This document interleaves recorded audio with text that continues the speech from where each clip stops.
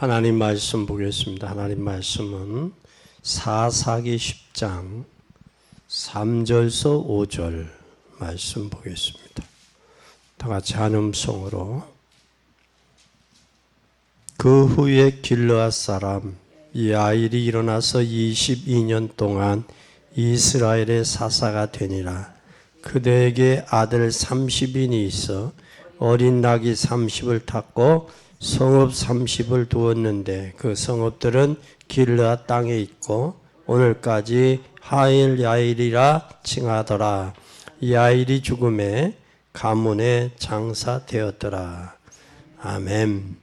오늘 사사 야일입니다.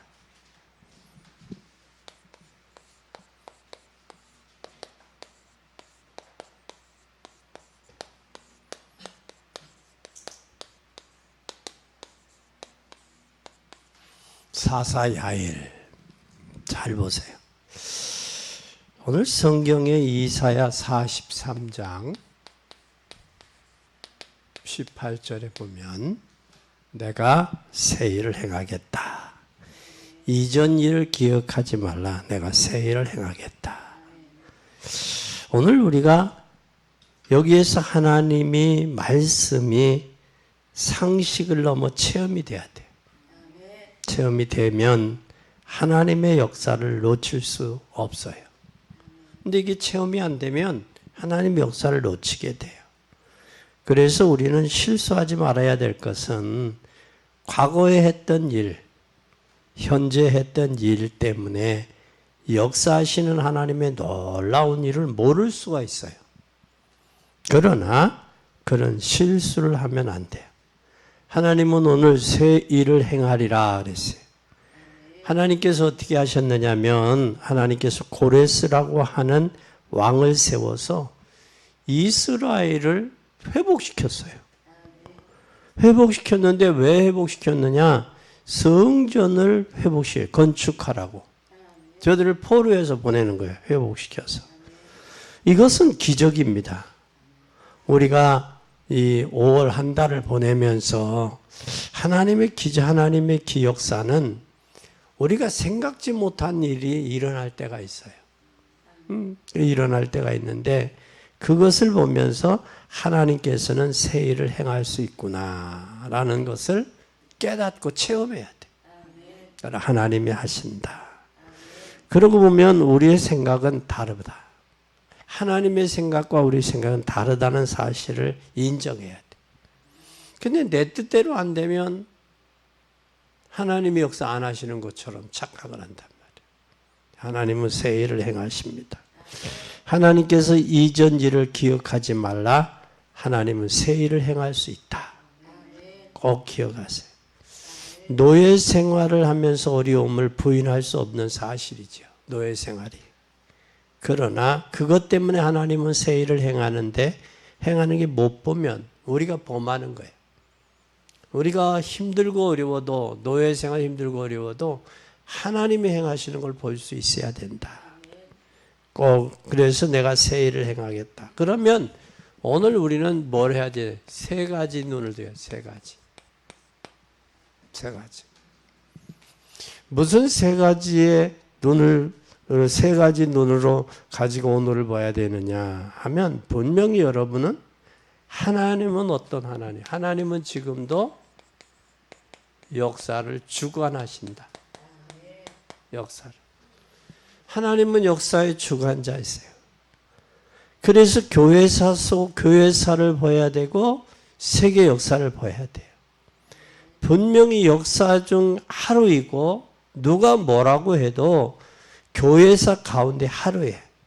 그럼 오늘 하루를 보면 오늘 하루가 얼마나 의미 있느냐. 의미가 크다는 사실을 알아요. 역사 중에 하루를 보고 교회사 중에 하루를 봐야 돼. 볼 수 있어야 돼. 그렇게 되면 하나님의 뭐가 보이느냐. 하나님의 계획이 보여요.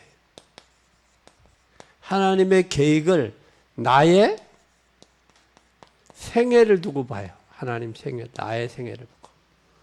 하나님 나의 생애 가운데 어떻게 하나님이 역사하시고 쓰실까? 설레지지 않아요? 응? 내 생애를 보면. 또 우리가 주의해야 될 것은 우리가 작은 일에 근심하지만 하나님은 영원한 계획을 가지고 계시고 나의 생애를 두고 오늘을 봐야 돼요. 이게 쉽지는 않지만 하나님은 단순한 계획이 아니라 영원한 계획을 세워놓으시고 나를 부르셨다는 거예요. 그러니까 하나님의 영원한 계획 속에 오늘을 볼 수 있어야 돼. 그러면은 오늘 우리는 세 가지 비밀을 가지고 봐야 돼. 세 가지 비밀이 있어야 돼. 세 가지 비밀을 가지고 볼 수 있어야 된다. 세 가지 그 비밀이 뭐냐? 첫째, 복음의 비밀이에요. 복음의 비밀을 가지고 봐야 돼요. 그러면 하나님이 잘 보세요. 창세기 1장 1절에서 3절에 보면 우리가 하나님이 태어나기도 전에 창세전이란 말이에요. 창세전.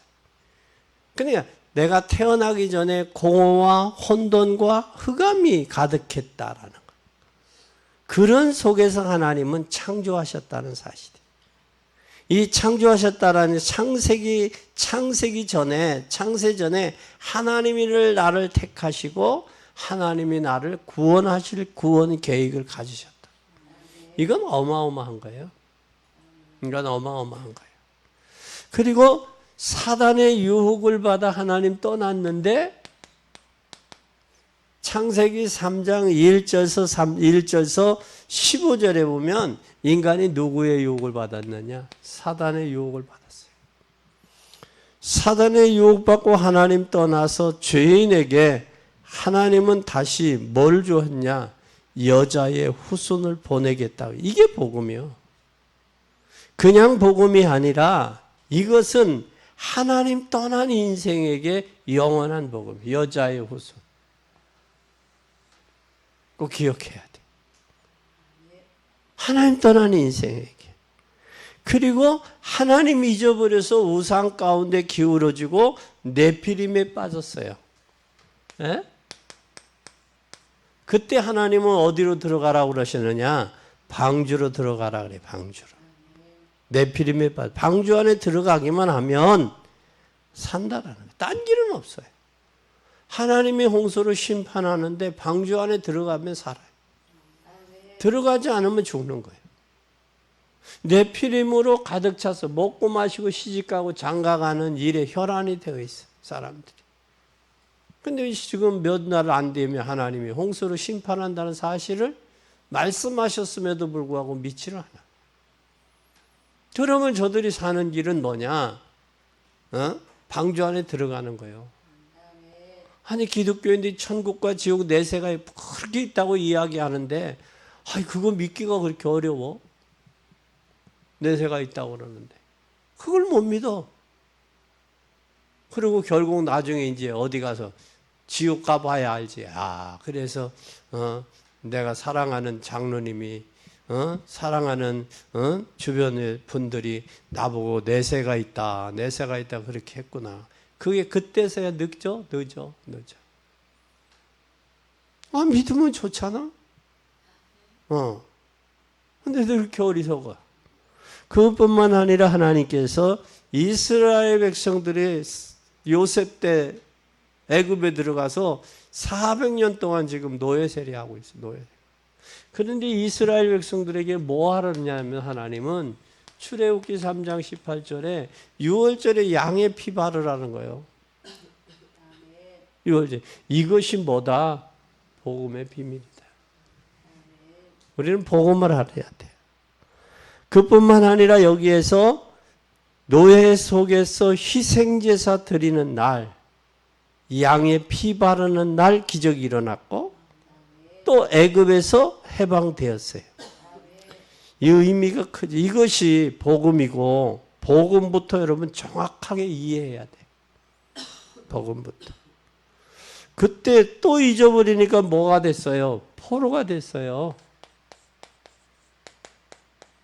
포로가 될 때 이사야 7장 14절에 처녀가 잉태의 아들 낳을 것이요 그 이름을 임마누엘이라 하리라.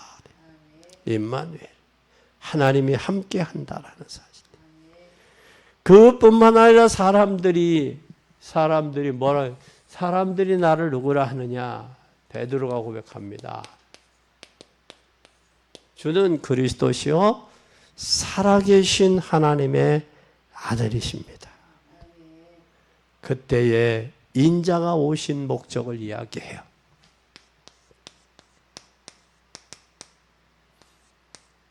대속주로 오셨다. 대속주로 오셨을 뿐만 아니라 요한복음 14장 6절에 길 떠난 인생에게 길로 오셨다. 하나님 만나는 길로 오셨다. 그리고 요한일서 3장 8절에 죄를 짓는 자는 마귀에게 속하나니 하나님의 아들이 오신 것은 우리에게 복음을 주신 것은 마귀의 일을 해결하러 오셨다. 그럼 우리가 그리스도 안에 있으면 죄를 대속했고 여러분 과거와 현재 미래 과거의 문제까지도 해결했다라는 사실이 이것이 여러분들이 발견되어져야 돼. 이것이 여러분들에게 보응받는 거예요. 그러면 여러분의 재산도 모두 재산 다 드려도 우리 인생의 원죄 문제 해결 안 돼요. 원죄 문제 해결할 수 없어요. 그래서 하나님은 복음을 주신 거예요. 복음을. 어떤 한 분이 있는데 그 한 분은 평생을 그 수자원 공사에서 살았어요. 직원으로. 수자원 공사에서 은퇴하면서 국가에서 기술을 사회에 적응하기 위해서 기술을 배우려 한 가지 기술을 부동산을 했어요. 부동산 기술을 배웠어요. 그리고 쉬우니까 은퇴해서 이제 퇴직금으로 뭘 했냐? 20, 50 편의점을 했어요. 20, 50 편의점을 하니까 잠을 못 자잖아요. 근데 어느 날 하루 가만히 보니까 슬슬 말라진 말을. 그래 동생이 오빠 뭘 그렇게 힘들게 살아. 가까운 데 와서 살지. 서울로 이사를 갔는데 서울로 가서 그때 아파트가 한참 올라갈 때 아파트가 상승될 때 한 달에 2건만 해도 1억씩 남는 거예요. 한 달에 2건만. 그래서 돈은 많이 벌었어요. 그런데 몸이 말라가는 거예요. 근데 병원에 갔더니 의사가 당신 암입니다. 췌장암 진단을 받았어요. 의사한테 내가 내 재산 다 줄 테니까 나 암에서 좀 고쳐주시오. 고침 받았겠어요? 못 고쳤겠어요? 못 고쳤어요. 그러고 보면 우리의 원죄는 여러분 재산 다 내놔도 원죄 문제 해결 못해요. 얼마나 감사해요. 얼마나 고마우냐고 하나님이. 그걸 주신 게 하나님이 복음이요. 복음이요. 여러분 우리에게 복음을 주셨다는 거, 이 복음의 비밀을 여러분 혼자만 간직하지 말고 복음의 비밀을 알고 전달하는 자가 돼야 돼. 그 다음에는 우리는 뭘 해야 되느냐? 두 번째로는 우리는 기도에, 복음을 받은 사람은 기도할 수 있는 비밀이 있어요. 비밀이. 여러분 기도할 수 있다라는 것 축복인 줄 믿으시기 바랍니다. 예수님께서 마태복음 4장 19절 내가 너를 부른 것은 뭐 하라고? 주님이 우리에게 축복을 주셨어요. 또 마가복음 3장 14절 내가 너를 부른 것은 너와 함께하며 뭐도 하며 기도하며 전도도 하기 위함이다 그랬어요. 그리고 마태복음 28장 20절에 세상 끝날까지 너희와 뭐한다? 항상 함께한다. 우리의 복음의 축복을 현장에서 누리는 것이 뭐다? 기도예요. 현장에서 누리는 것이 기도다. 그럼 우리는 누리는 기도가 있어야 돼, 현장에서. 이 기도가 바로 어떻게 역사하느냐? 사도행전 2장 1절 오순절 날에 제3시 기도 시간에 잘 보세요. 사도행전 16장 11절에서 13절에 하나님이 기도할 때 옥문이 열리는 거예요. 하나님 역사가 나타나는 거예요. 그러면 우리는 이 땅에서 뭘 해야 돼요? 기도해야 돼요. 그러니까 여러분, 교회가 여러분 장로님들의 기도 수준대로 교회가 응답받는 거예요. 여러분 기도의 수준대로 응답받아요. 제가 아시는 장로님은 10년 전에 하나님 앞에가 기도했는데 그 기도가 응답됐다고 감사하다고 지금 현장에 가서 그 기도했던 그 팀들과 감사 예배 드리러 중국 가셨어요. 여러분 기도에 응답받은 것을 그 중국까지 가서 같이 감사하며 예배 드리는 거예요. 근데 목사님, 우리가 주기도문 하는 것보다 목사님 축도하는 게 더 낫겠습니다. 목사님 축도해 주세요 해서 전화다 축도해서 녹음해서 그거 틀어드리 주시겠다. 여러분 기도가 수준이 있으면 기도. 하나님과 나의 장로님들의 기도가 반드시 기도 수준대로 응답된다는 거예요. 그러면 설교도 설교 그대로 성취되어진다라는 거예요. 그러면 우리는 그래서 모든 것을 중단하고 기도를 하는데 이게 정식기도 이런 비밀이 있어야 된다. 이 비밀이 있어야 된다. 기도의 비밀이. 그러면 에베소서 6장 18절에 무시로 깨어서 뭐하라? 기도하라. 데살로니가 전서 5장 17절에 범사에 기도해라. 범사에. 항상 기뻐하라. 쉬지 말고 기도하라. 범사에 감사하라. 이는 하나님이 너희를 향하신 하나님의 뜻이다 그랬어요.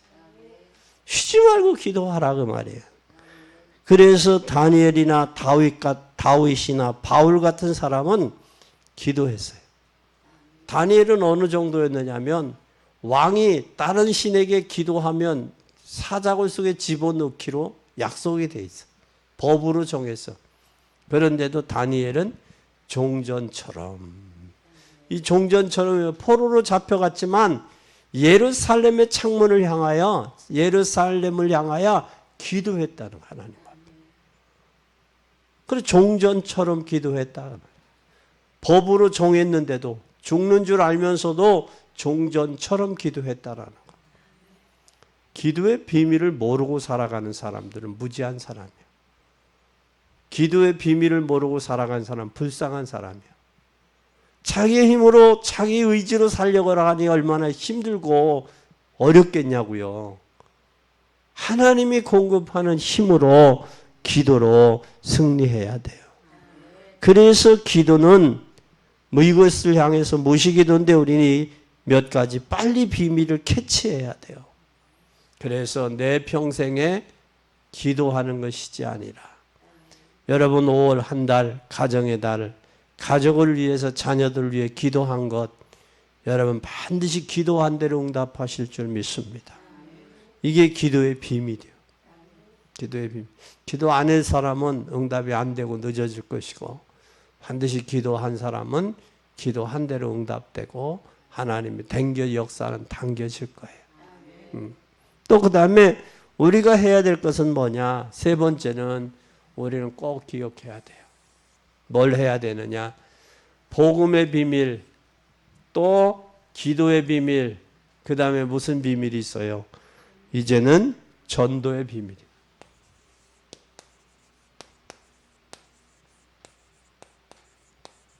이 비밀이 있어야 돼. 비밀이. 이 전도의 비밀은 전도는 길에서 전도하는 것도 전도지만 더 중요한 것은 이게 돼야 돼. 배전 2장 9절. 하나님이 우리를 부르신 것은 뭐 하러 하느냐? 여러분의 가치를 알아야 돼. 우리는 왕 같은 제사장, 거룩한 나라, 그의 소유된 백성이란 말이에요. 하나님의 소유된 백성은 뭐를 위해서 불렀느냐? 아름다운 덕, 아름다운 이 복음을 전하기 위해서 불렀다는 사실을 잊어버리면 안 돼요. 이 복음 전하라고 불렀다는 사실을 잃어버리니까 복음 안 하고 안 전하고 엉뚱한 짓 하는 거예요. 아름다운 덕을 선전하기 위해서 불렀다라고 그랬어요. 그리고 마태복음 5장 13절에서 16절에도 말씀하셨어요. 뭐라고 그랬냐? 우리가 하나님의 자녀다. 하나님의 자녀는 반드시 뭐를 가지느냐? 가치가 있어야 돼. 하나님의 자녀의 가치를 알아야 돼. 가치를 아는 사람은요, 여러분 모든 핏값으로 저와 여러분을 하나님이 사셨어. 그러면 주님이 십자가에 대속해 주셨다고. 나를 구원하셨어. 그리고 나에게 복음을 주셨어. 창세전에 하나님이 나를 복음의 비밀 속에 공허와 혼돈 속에서 하나님 나를 부르셨어요. 그리고 우리에게 하나님이 기도할 수 있는 특권을 주셨어. 그러면 이것을 어디에서 나타나야 되느냐? 응답이 현장에서, 전도의 현장에서. 저게 나타나줘야 되는 거예요. 저게 당연한 거예요. 이게 안 되어지니까 문제가 오고 신앙생활이 공허하고 혼돈이 잡혀 있는 거예요. 신앙생활이 아니고 인본주의 쓰고 종교생활하고 형식적인 게 되는 거예요. 그러니까 모습이 그 모습 그대로요. 살아가는 거예요. 우리는 이 사실을 기억해야 돼요. 사단은 핏값을, 사단은 모든 세력을 꺾으시고 저주를 전부 해결해 주시고, 여러분이 가는 곳마다 흑암의 세력은, 흑암은 도망가게 돼 있어요. 이게 우리의 가치요. 그래서 이 가치를 안다면 우리는 뭘 해야 되느냐? 창세기 39장 2절.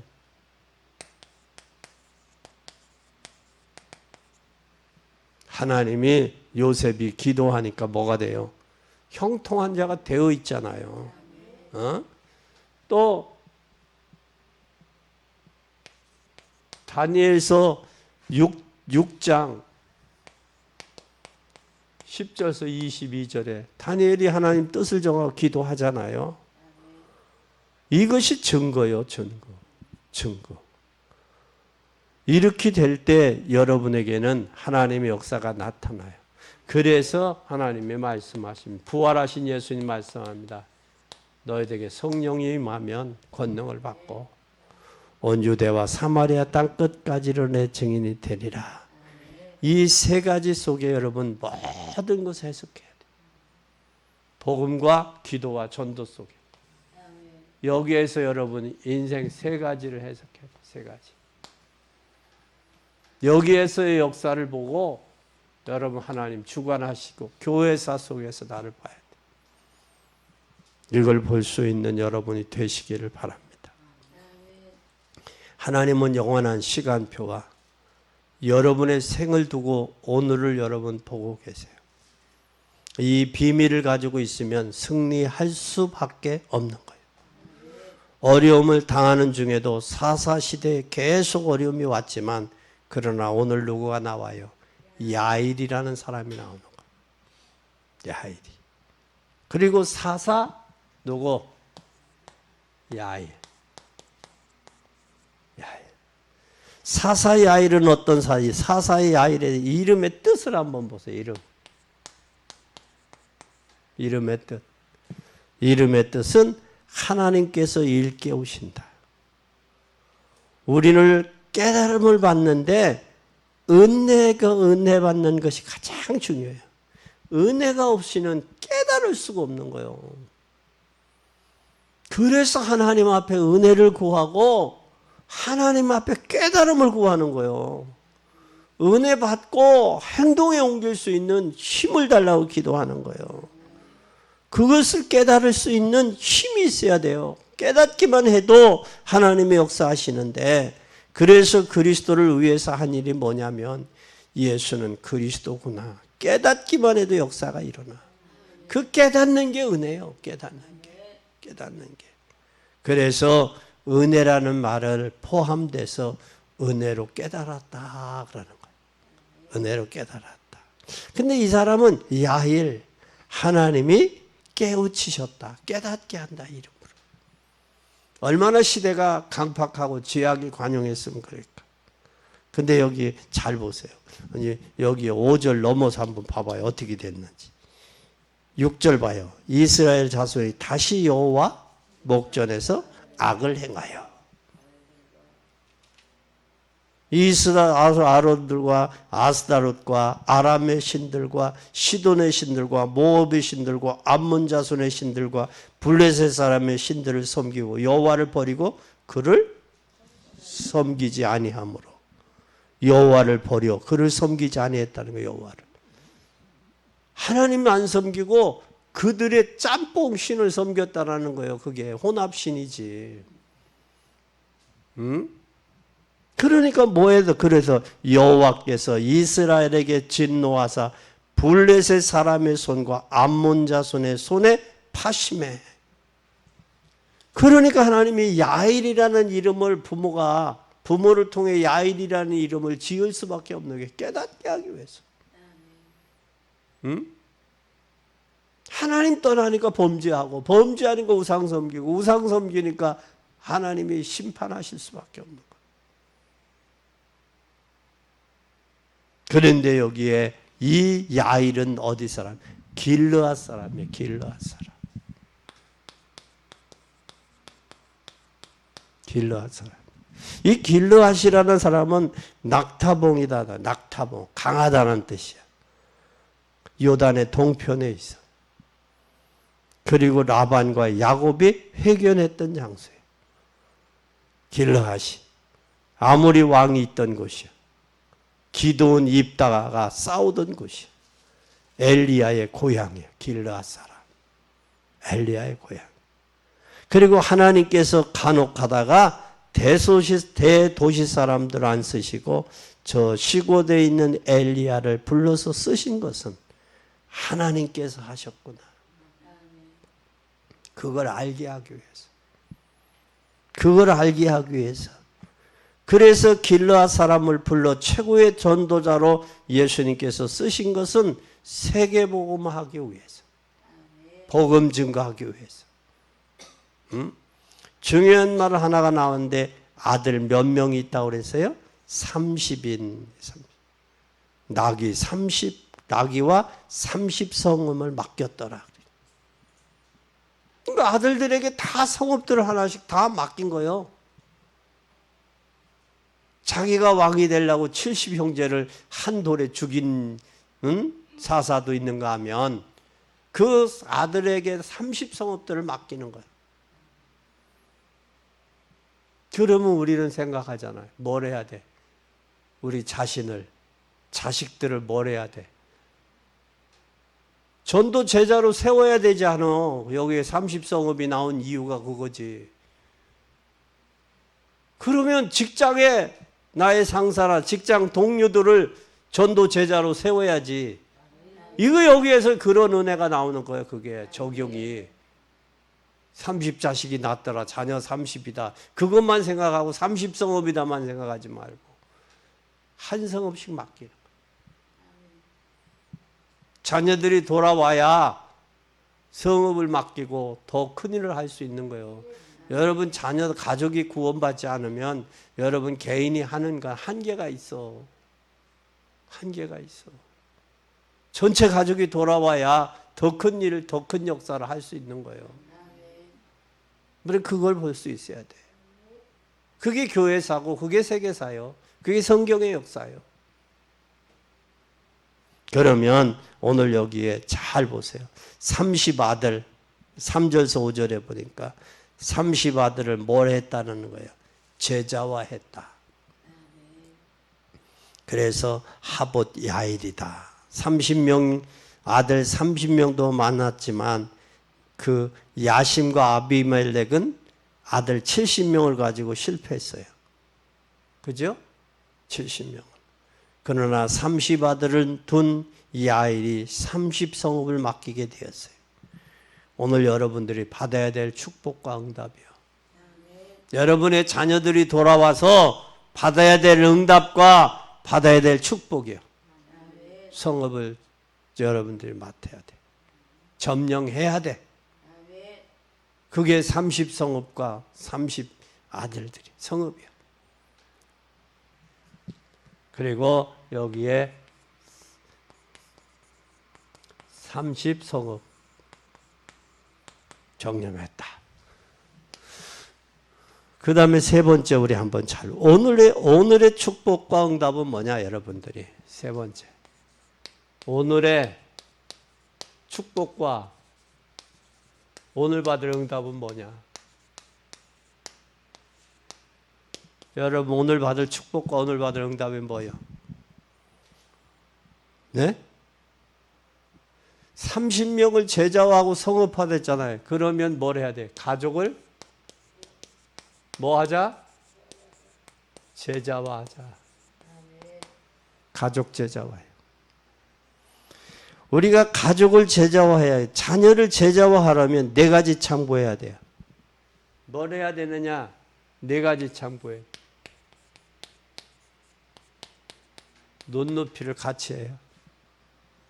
자녀하고 눈높이를 같이. 눈높이. 중요한 건 여러분 눈높이요. 여러분이 못 변하면 자녀도 안 변해요. 눈높이요. 당시 육신적으로 잘해주는 거 그것 가지고 효도다 자녀 잘했다 그건 아니에요. 그건 믿음이 없는 사람들도 해. 내 자녀가 진짜 복음 안에 들어와서 제자가 되는 거예요. 그러면 눈높이요. 그리고 자녀들을 뭘 하지 마라. 간섭하지 마라. 그리고 저들이 뭐 하도록 하느냐. 자립하도록. 자립심을 키워줘야 돼. 간섭하지 말고 자립심을 키워줘. 그러면 자녀들의 생각에 자립하도록 도와줘야 돼. 그리고 장로님들이나 성도들이 조심해야 될 것은 아이들을 움직이는데 움직이지 않으면 병든 아이가 돼요. 자녀들을 움직이게 만들어야 돼. 병든 아이는 안 움직여요. 움직여야 돼. 그리고 진짜로 여러분 자녀를 뭐 해야 되느냐?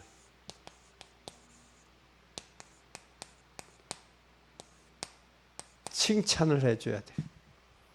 칭찬은 뭐도 춤춘다 그래요? 고래도 춤추는 거예요. 잘하면 칭찬해 줘야 돼. 그리고 우리의 이제는 뭘 해야 네 번째. 뭘로 만들어야 되느냐? 복음을 수준 있게 전달돼야 돼. 복음이 수준이 있어야 돼. 유튜브에 보니까 별의별 것들이 다 있어요. 우리 자녀들이 수준이 있어야 돼. 복음의 수준이 있는 자녀들이 돼야 돼. 그래서 가난한 삶이 구원받고 불우한 사람을 도와주고 구원받을 정도가 아니라 복음이 가장 수준 높은 그게 전달돼야지. 은혜로 받은 것이지 수준 낮은 것은 아니란 말이야. 그러면 우리의 수준이 높아야 돼. 수준까지 낮으면 되느냐고. 근데 수준이 낮아. 그래서 그 전에 어떤 목사님이 그랬어요. 목회학을 가르치면서 왜 식당에 가면 뭐 예를 들어서 호박 부친 게 이렇게 호박 부친 게 네 사람이면 4개 나오잖아요. 그렇죠? 그러면 1인당 하나씩 먹어야 돼. 그런데 한 사람이 2개를 먹었다. 그럼 다른 사람은 먹어 못 먹어? 못 먹어. 그게 기본이야. 그게 기본이야. 그런 식사 예절도 기본이야. 근데 그것도 안 되는 사람이 많아. 그러니까 그 목사님이 목회가 어렵겠구만. 그러시더라고. 그런 기본이 안 돼서 목회가 가능하겠냐? 그 얘기야. 하나가를 보면 10가지를 하는 거예요. 그러니까 수준이 있어야 돼. 복음이 수준이 있어야 돼. 야, 우리 어머니가 복음을 받더니 수준이 있어. 다른 교회 어머니 하더라고 다른 친구의 어머니들하고 달라. 그게 나타나야지. 우리 엄마나 친구 엄마나 다를 게 없네. 똑같네. 그렇게 되보면 안 된다면 수준이 있어요. 고상해야 된단 말이에요. 생각도. 그뿐만 아니라 우리는 뭘 해야 되느냐. 여기 꼭 기억해야 돼요. 칭찬해 줄 때 나와요. 칭찬해 줄 때. 그리고 신명기 6장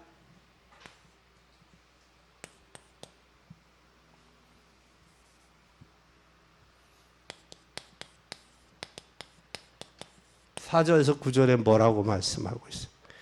힘과 마음과 정성을 다해 여호와를 사랑하되 내 자녀에게 가르치라고 그랬어요. 뭐 하라고 그랬어요? 힘과 마음과 정성을 다해서 여호와를 사랑하고. 누구 보고 한 말이에요 이건? 부모에게 한 말이에요. 사랑하고 그리고 내 자녀에게 가르치라. 그러면 나이가 먹어도 떠나지 않으리라. 어려서 가르치라. 근데 내가 이게 힘과 정성과 마음을 다해서 하나님 섬기지 아니하는데 자녀에게 가르칠 수 있겠냐고. 안 되지. 하나님은 나에게 하고 내게 있는 것을 자녀에게 가르쳐라. 그러면서 뭐라고 그랬느냐. 그게 시작이 어디서부터 되어졌느냐면 사도행전 1장 12절에서 14절 마가다락방에서 시작이 됐어요. 마가의 집에서. 그리고 사도행전 16장 31절에 주 예수를 믿으라. 그리하면 너와 내 집이 구원을 얻으리라. 그래서 저와 그 집이 다 세례를 받고. 세례를 받았어요. 가족 제자화가 신앙생활의 전부요. 전부 좌우할 수 있어요. 여러분 인생을. 그것이 여러분들이 일생 동안 신앙생활을 어떻게 했느냐. 이게 좌우된단 말이야. 자녀들이 제자화되는 것. 아멘. 이게 복음의 수준이야. 그런 인물들로 자녀들을 만들어야 돼요. 그러지 않으면 평생 후회하는 거야. 평생 후회돼. 이런 제자를 만들어야 돼. 두 번째는 그러면 뭘 해야 되느냐? 가족을 제자 삼아야 돼요. 두 번째는 직장의 동료를 제자 삼아야 돼. 직장의 동료.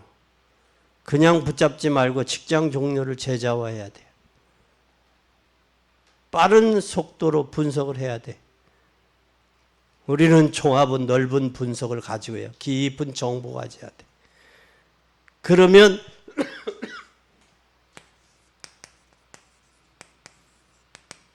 출애굽기 18장 13절에서 17절에 보면 누가 가르쳤어요? 이드로 장로가 모세에게 결정적인 이야기를 해요. 혼자 재판하는 게 너무 힘든 거예요. 그러니까 100부장, 1000부장, 50부장 그 장로 제도를 두어. 부장 제도를 줘. 그리고 결정적인 중요한 것은 모세가 하고 나머지는 50부장, 100부장, 1000부장이 하는 거예요. 왜? 혼자 하다 보니까 너무 지쳐. 일을 하다 보니까 재판을. 그러는 거예요. 그것도 복음도 혼자 직장에서 전하는 것보다 직장 종류들 찾아. 복음 전 찾아서 같이 말씀 운동해. 그러면 그들 속에서 함께 복음의 역할을 감당할 수 있는, 나눠서 감당할 수 있는 거예요. 이게 되어져야 돼. 그리고 빌레몬서 1장 1절에서 25절에 보면 오네시모와 빌레몬과 바울의 역할을 잘 보세요. 여기 오네시모의 종이 빌레몬의 주인이요. 빌레몬이 주인이요. 오네시모가 종이요. 귀뚫린 종이고 빌레몬의 돈을 훔쳐간 종이요. 물질을. 손해를 줬어. 그런데 감옥에서 누구를 만났어요? 바울을 만났어요. 직장에서 누구를 만났어요? 여러분을 만난 거예요. 직장에서. 그래서 그가 뭐라고 그래, 바울이. 빌레몬에게 그러잖아요. 과거에는 종이었다. 이제는 형제로 대해라. 과거에는 무익한 자였다. 이제는 복음을 위해 유익한 자로서 활용해라. 직장에서도 그들을 복음을 위해서 무익한 자가 아니라 유익한 자로 활용할 수 있어야 된단 말이에요. 그게 직장에서 나를 아는 사람들에게 복음의 사람으로 만들어 가는 거예요. 이게 돼야지. 그 고난당하는 직장에서 더 복음 전하기 전에 고난당하는 자 조용히 점심 때 커피 한 잔 먹으면서 뭐 문제 있어. 얼굴 표정 보면 다 나오잖아.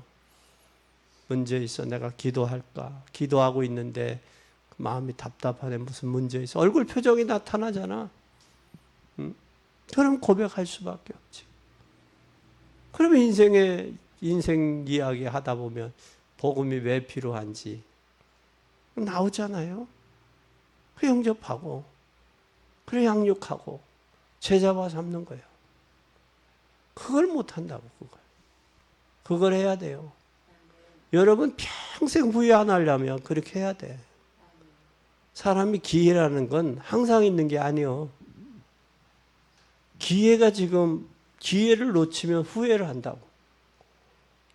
우리 교회도 땅을 살 수 있는 기회가 여러 번 있었는데 놓쳤어. 그래서 뒤돌아보면 참 안타까워, 아쉽고. 기회를 놓치면 후회해. 그러니까 복음도 전할 수 있는 기회를 놓치면 후회할 수밖에 없다고. 그를 복음의 사람으로 제자화해야 된다. 그래서 우리는 반드시 이렇게 되려면 현장에서 우리는 성도를 제자화해야 돼. 세 번째는 어디서 제자화해야 돼? 이제는 직장에서. 세 번째는 현장에서. 잘 보세요. 현장에서 제자화하지 않으면 안 돼. 성도를 제자화해야 돼. 그래서 성도들을 제자화해야 되는데 몇 가지 참고할 수 있어. 참고는 뭐냐? 분위기를 바꾸는 요소가 있어. 제자화하려면 뭐가 바뀌어야 돼? 분위기. 교회가 분위기가 바뀌어야 돼요. 그러면 분위기를 바꾸려면 몇 가지 요소가 있어. 그걸 바꿔야 돼. 분위기를 바꾸려면 반드시 뭐가 일어나냐? 변화가 일어나야 돼.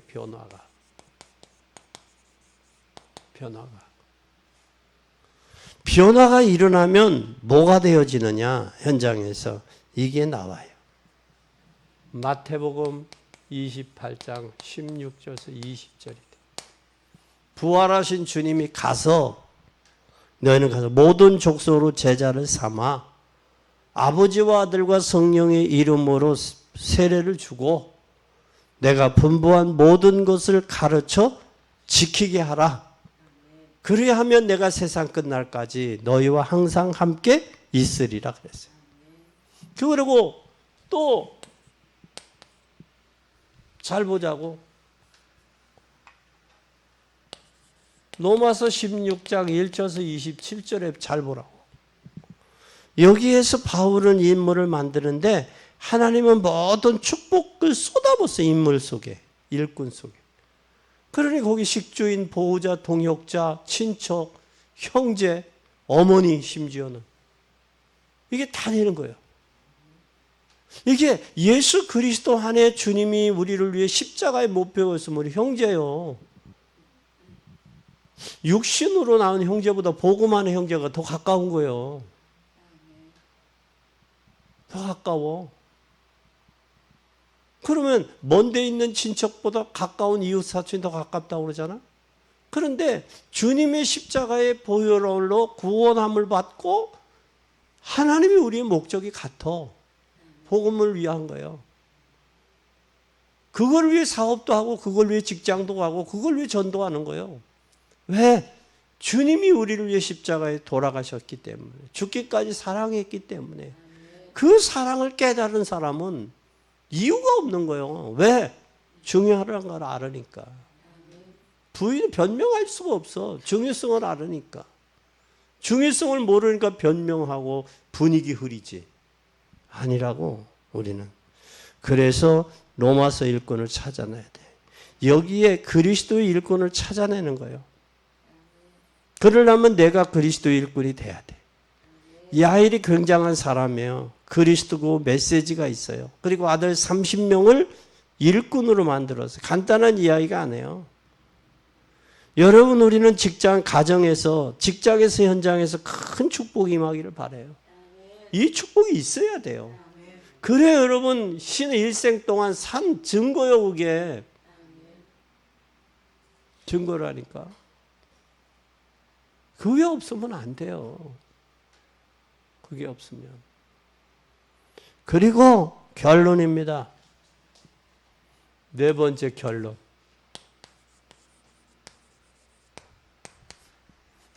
결론은 뭐냐? 꼭 여러분 받아야 될 응답이요. 받아야 돼. 받아야 될 응답. 뭘 받아야 되느냐? 여러분 반드시 저기 기억해요. 지역의 지교회가 돼야 돼. 지교회 세워야 돼. 여러분이 가는 곳마다 제자들이 일어나고 지교회가 세워져야 돼요. 사람은 미래를 두려워하고 있어요. 그래서 점수를 찾아가는 거예요. 여러분 미래에 답을 줘요. 메시지를 주고 현장에 있는 사람의 기도가 되지 않으면 무상에 빠져요.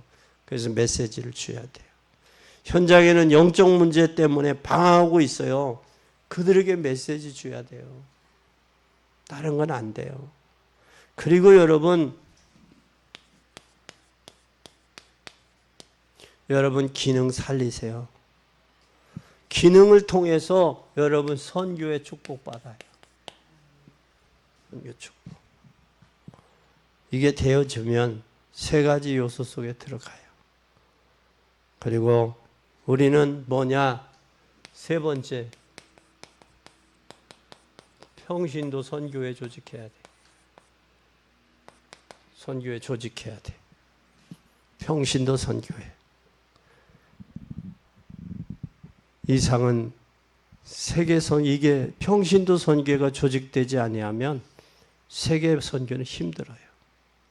2025년도 이제 반 가고 있는데 26년도 이제는 여러분 세 가지 가지고 꼭 기도해야 돼. 이 기도 제목 가지고 한 발 한 발 나갈 수 있어야 돼. 미래를 향해 전진할 수 있어야 돼. 그게 세 가지. 그게 뭐냐? 복음의 비밀, 기도의 비밀, 현장 비밀이에요. 그리고 내 자녀 가정에서 제자 만들어야 돼. 직장에서 제자 만들어야 돼. 현장에서 제자 만들어야 여러분이 복음의 삶을 산 증거들이요. 스티그마의 흔적이야. 이 흔적이 없으면 안 돼. 그러면 여러분 인생 실패자 돼. 하나님이 우리를 부를 때 실패하라고 인생 부른 거 아니에요. 성공하기 위해서 불렀지. 복음을 위해서. 좀 차원 높은 인생이 돼야 돼. 삶이. 생각도 삶 자체도 좀 수준 있는 삶이 돼야 돼. 과거에 우리가 지금 못 먹고 살던 그 시대는 아니잖아. 그렇잖아요? 그 시대는 지났잖아. 그런데도 우리 의식에는 뭐 진지잡섰어요. 식사합시다. 뭐 매일 먹는 거 먹고. 그렇지만 우리 수준이 있고 있어. 수준이. 그래서 우리 자녀들 반드시 수준 있는 전도제자로 키워놓고. 그리고 여러분이 이 세상 떠나. 그렇지 않으면 떠나지도 마라. 떠날 생각도 하지 마. 하나님이 오시라고 하면 하나님 아직 내 자식을 제자화하지 못했어요. 좀 더 있다 갈게요. 그래. 하나님 앞에. 응?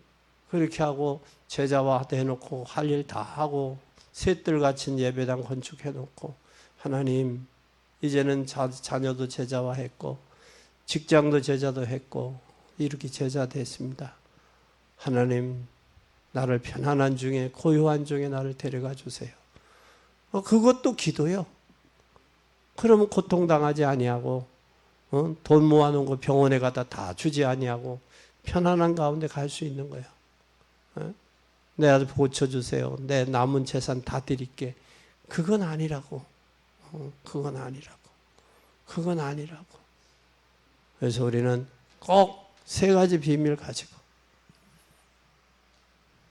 우리는 내 가족, 그래서 야일이 30명의 제자들 30성읍을 맡기잖아요. 그처럼 진정 우리의 자녀들이 하늘의 복과 땅의 복을 받을 수 있는 그 수준으로 높여놓고 전도와 선교의 세계복음화를 위해 쓰임받다가 하나님이 부르시는 날 하나님 고난과 고통당하지 않고 갈 수 있으면 그게 소원 아니겠어요? 네? 그런데 우리가 이게 다 안 되면 못 해놓고 가면 하나님 그 앞에 그렇잖아. 너는 뭘 했냐라고 물으면 유구무원할까요? 하나님 할 일을 다 못했어요. 그럴 거예요. 하나 아니면 하나님 내가 알아서 갈 테니까 보채지 마세요 할 거예요. 그건 세상의 노래 가사 내용이야. 우리는 하나님이 부르실 때 기쁨으로 갈 수 있는 모든 일. 그래서 바울은 나의 달려갈 길과 믿음을 지켰다. 그리고 나의 달려갈 길과 믿음을 지켜서 이제는 의로우신 재판장이 하나님은 나에게 상급을 주실 것이다. 그걸 내가 허위에 전진한다. 그렇지 않, 그 고백하잖아요.